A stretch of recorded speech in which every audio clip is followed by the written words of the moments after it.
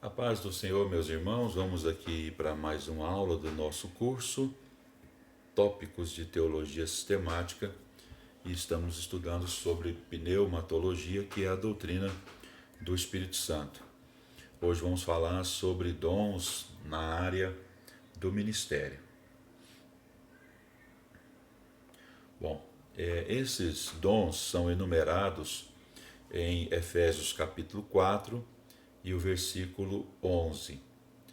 O texto diz, né? E ele mesmo concedeu uns para apóstolos, a palavra grega é apóstolos, outros para profetas, a palavra grega é profetas, outros para evangelistas, a palavra grega é evangelistas, e outros para pastores, poimenas, e mestres, didáscalos. Então, esses são os dons na área de ministério. Eu coloquei aqui a foto, né, de uma mãozinha, porque cada dedo da mão representa um desses ministérios. Aqui nós não estamos falando de cargos. Cada igreja hoje, na sua organização religiosa, ela tem os seus devidos cargos. Por exemplo, tem igrejas que tem a figura do diácono, do vice-moderador e do pastor da igreja. Outros, como o nosso sistema da Assembleia de Deus, tem auxiliar, diácono, presbítero, evangelista, pastores, bispos. Então, nesse caso aqui, não está se tratando de cargo eclesiástico, está falando de dom ministerial. Alguém pode ter um dom ministerial de evangelista, por exemplo, e não ser um evangelista como cargo em sua igreja. Então é dom ministerial, independentemente do cargo que ele tenha na igreja. Então vamos aqui. O polegar, ele representa o dom de apóstolo. O apóstolo, segundo esse dom, é aquele que abre igrejas e deixa as bases doutrinárias daquela igreja implantadas. É só nós nos lembrarmos do apóstolo Paulo, né? De suas ações em Atos dos Apóstolos, para nós entendermos melhor esse dom ministerial apostólico. O dedo indicador, ele representa, né, o profeta, que é aquele que aponta, né, para as pessoas os seus defeitos, mas ao mesmo tempo aponta um direcionamento em Deus para solucionar esses defeitos apontados. O dedo maior da mão é representado pelo dom de evangelista, porque o dom de evangelizar é o maior de todos os dons, que é levar a salvação, o evangelho às pessoas perdidas.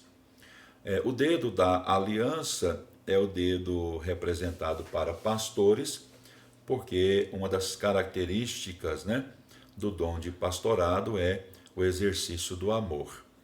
E o dedo mínimo, né, é representado representa, né, o dom ministerial de mestres, porque o mestre é aquele que tira, né, lá do ouvido todos os comichões produzidos pelas diversas heresias que têm surgido ao longo da história da igreja.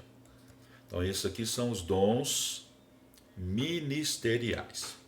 Bom, então vamos aqui, dentro desses dons na área do ministério, ver aqui o seguinte, na letra A. Alvos e resultados dos dons espirituais. De acordo com 1 Coríntios, capítulo 12 e versículo 7, a manifestação do Espírito é concedida a cada um visando a um fim proveitoso. Então vamos ver quais são esses resultados, esses fins proveitosos que os dons espirituais manifestam para que eles aconteçam. Primeiro, glorificar o nome de Jesus. Os dons manifestos na igreja têm como objetivo glorificar o nome de Jesus. Segundo, confirmar a palavra de Deus que foi pregada e ensinada. Ela é confirmada muitas vezes pela manifestação dos dons. Terceiro, promover o crescimento em quantidade e qualidade da obra de Deus na igreja, na evangelização e nas missões. Quarto, edificar espiritualmente a igreja de Deus como um corpo e também a seus membros individualmente. Então a igreja, ela é edificada através dos dons espirituais e também dos dons de serviços e dos dons ministeriais. E por último aqui, aperfeiçoar os santos, aperfeiçoar os cristãos. Uma das principais características dos dons ministeriais, né? Apóstolos, profetas, evangelistas, pastores e mestres, não é promover a autoedificação desses portadores, pelo contrário, é aperfeiçoar a igreja, os santos, os cristãos. Bom, vamos aqui para a letra B, onde vamos falar sobre o exercício dos dons do Espírito. Então, estudando 1 Coríntios capítulo 14, versículo 24, versículos 32, 33 e o 40, aprendemos que Deus nos concede dons, mas não é responsável pelo mau uso desses dons por parte dos portadores deles.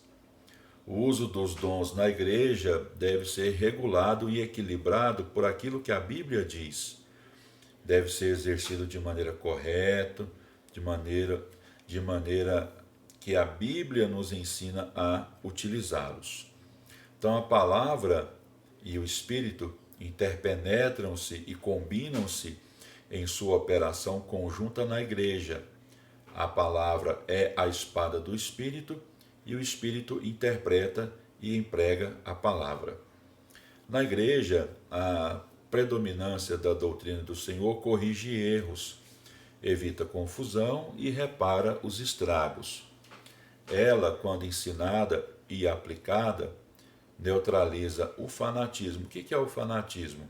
É aquele zelo religioso sem entendimento, práticas antibíblicas, emocionalismo e outros desmandos. Por sua vez, quando o espírito predomina, neutraliza esse formalismo, que é o excesso de regras, de regulamentos, de legalismos e rotinas religiosas, formalidades secas, enjoativas, fórmulas, ritos que muitas vezes acabam engessando, né, a pessoa e impede que essa pessoa receba os chamados dons espirituais e os exercite como deveria exercitá-los. Quem recebe dons de Deus, a primeira coisa a fazer é procurar conhecer o que a palavra de Deus ensina sobre eles. Em Corinto havia abuso dos dons, enquanto que em Tessalônica havia carência desses dons. Então não pode ter um desequilíbrio quando se fala em dons espirituais. Eles devem ser exercidos com sabedoria. Então, no exercício dos dons espirituais, ninguém que haja de maneira desordenada ou que cause confusão dentro da igreja ou fora dela, pode dizer que está agindo assim por direção do Espírito Santo. Negativo.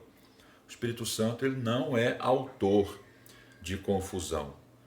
O Espírito Santo ele sempre edifica, promove edificação no corpo de Cristo, jamais vai promover confusão. E para nós encerrarmos aqui a nossa aula, vamos aqui para a letra C, onde fala sobre a responsabilidade quanto aos dons.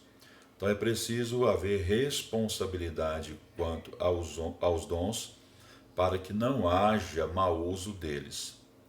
Então nós temos que conhecer os dons, buscar os dons, zelar por eles, ser abundante nos dons, ter autodisciplina nos dons, ter decência e ordem no exercício dos dons. Depois, com o tempo, leiam cada uma dessas referências. Então, portanto, poder, sinais, curas, libertação e maravilhas devem caracterizar um genuíno avivamento pleno de renovação espiritual e pentecostal.